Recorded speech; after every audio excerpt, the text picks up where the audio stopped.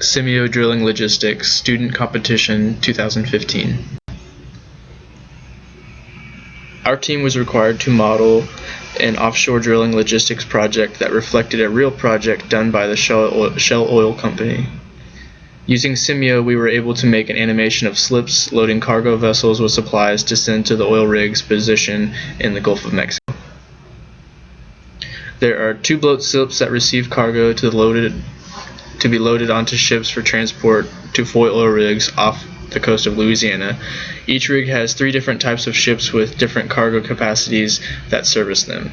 There are also 6 different types of cargo, each with their own loading and unloading time and quantity type of either volume or area. Once the ships are filled to capacity, they send off to their respective rigs with potential weather delays possible along their route.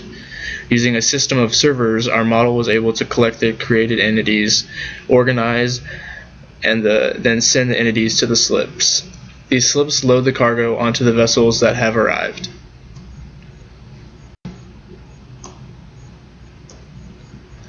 Once a vessel is to full capacity or it has waited for a certain time restriction, it leaves the slips out through the channel.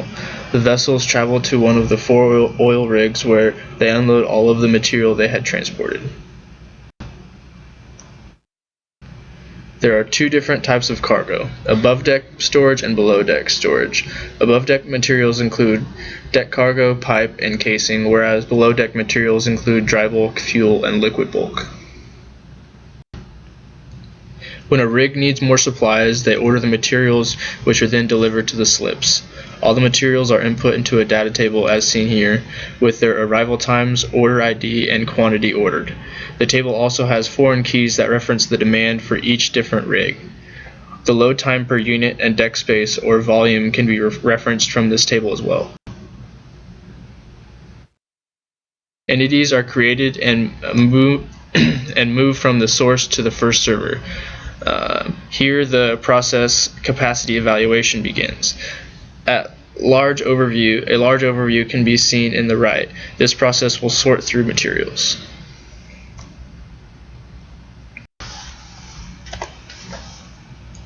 First, the processing time is set from the assigned step.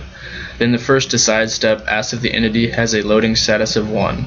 If yes, it will move on. If no, it will continue on to the other decide steps until it finds the correct loading status, and will follow the same process as stated in the next steps. The next decide step determines if the weather is safe enough for transport. If yes, the entity will move on. If no, it will move to a larger ship, if available, or will wait till the weather improves. The weather process will be explained later in the presentation. Next, the entity will seize the list of appropriate vessels. Then it will search for a vessel not already en route to the rigs. If a vessel is found, then the entity leaves the process. If not, it will enter a loop for waiting. This loop will delay entities for a period of time. The entities will run through the loop until it finds a free vessel. Once the entity leaves the loop, it will go through a system of steps and will be assigned its final capacity before loading onto the ship. After the entities have waited for a certain period of time, they are divided into 2 and loaded on the available ships to be transported to the rigs. To deal with the aspect of weather for travel and loading, we created a process that would assign exponential distributions for both wind speed and wave height. This process would reference 2 other processes. The first executes step in, time for weather event. It will start the weather for travel. The second execute step references the weather for unloading. This basic process determines the weather levels and which vessels are allowed to transport. The first decide checks if the wave height's at most 12 feet and the wind speed to be at most 30 miles per hour. If true, it will assign a list of all vessels and then will fire an event to release the vessels for travel. If false, it will check if the wave height and the wind speed is at most 15 feet and 32 miles per hour respectively. If this is true, then the 200 and 400 vessel types will be allowed to travel, while the FSB will be halted in the harbor. If either value is above 15 feet or 32 miles per hour, then all boats are restricted from traveling. The same procedure is followed for unloading as was during the travel process. However, Different restrictions on wind speeds and wave heights could stop the vessels from traveling. There were a few financial requirements in the simulation. First was the cost of operating a ship per day. Ships were leased out for a month, but they had a daily cost specific to their type of vessel. Vessels Type 2 cost $45,000.